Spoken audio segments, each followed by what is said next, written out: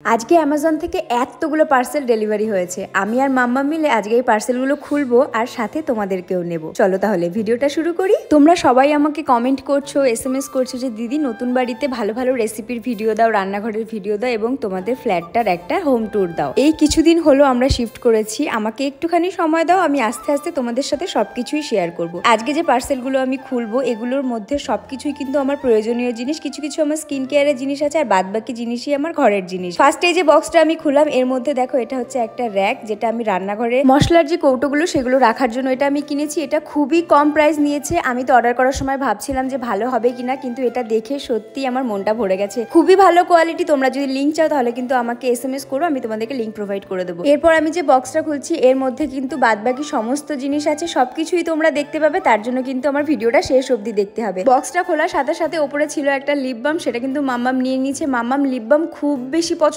করে। আমার আগের লিপ বামগুলো সমস্ত নষ্ট করে দিয়েছে, সেই জন্য আমি নতুন একটা অর্ডার করেছি। এটা ডট অ্যান্ড কির একটা লিপ বাম, আমি আগে কখনো ইউজ করিনি, এই ফার্স্ট টাইম ইউজ করব। কেমন কি সেটা আমি পরে তোমাদেরকে অবশ্যই রিভিউ দেবো। তারপর ছিল একটা ফোন কভার আর তারপর ছিল এই স্টিকারগুলো। এই স্টিকারগুলো হচ্ছে রান্নাঘরে যে কন্টেনারগুলো আমরা ব্যবহার করি সেগুলো কোনটাতে কি রেখেছি, যেমন চাল, ডাল, কফি। চালটা তো দরকার হয় না, কফি, চিনি, এই সমস্ত কিছু স্টিকারগুলোর মধ্যে লিখে যদি আমরা সেই বয়মটার গায়ে লাগিয়ে রাখি তাহলে কিন্তু দেখতেও অনেকটা ভালো লাগে আর খুঁজে পেতেও সুবিধা হয়। সে কারণে ওইটা আমি কিনেছি। ওখানে 100 পিসের স্টিকার ছিল। তারপর ছিল রিকোয়েলের একটা ময়শ্চারাইজার। এই ময়শ্চারাইজারটা আমি অনেকদিন থেকে ভালো রিভিউ দেখছি, সে কারণে ভাবলাম চলো ইউজ করি আর অবশ্যই তোমাদেরকে তো জানাবো যে কেমন। তারপর ছিল কিছু চামচ, যেগুলো আমি মশলার কৌটোর মধ্যে রাখার জন্য কিনেছি। তারপর ছিল স্ক্রু ওয়াল হুকস, যেগুলো আমি নিয়েছি দেয়ালে বিভিন্ন ধরনের ফটো ফ্রেম এগুলো সাজানোর জন্য। এগুলো থাকলে কিন্তু ড্রিল করার কোনো প্রয়োজন পড়ে না। তারপর ছিল প্লামের একটা ফেস ওয়াশ। এই ফেস ওয়াশটা আমি ফার্স্ট টাইম ইউজ করব। আমি তোমাদেরকে আগে একটা ভিডিওতে বলেছিলাম আমি যে ফেস ওয়াশটা ইউজ করি সেটা অনেক দিন থেকে ব্যবহার করছি, এবার ভাবছি একটু চেঞ্জ করব। আর প্লামের প্রোডাক্ট আমার অনেক বেশি শুট করে, সে কারণে ভাবলাম চলো চেঞ্জ করে প্লামেরই একটা ভালো ফেস ওয়াশ নিয়ে নিই। এই ফেস ওয়াশটার রিভিউ আমি কিছুদিন পর তোমাদের সাথে অবশ্যই শেয়ার করব। তারপর চুলের জন্য নিয়েছিলাম মোরক্কান অয়েল। এই মোরক্কান অয়েলের প্রাইসটা এতটাই বেশি যে আমি নেওয়ার আগে 100 কোটি বার ভেবেছি নেব কিনা।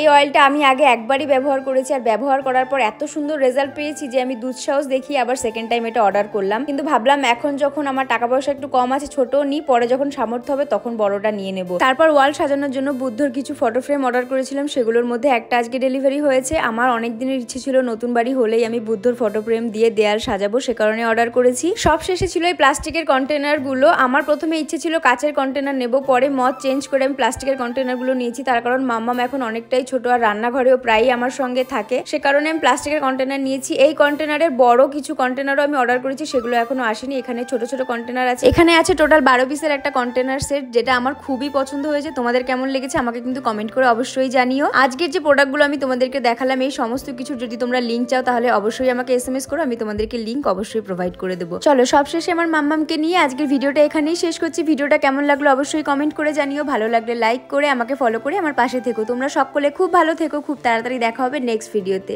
টাটা।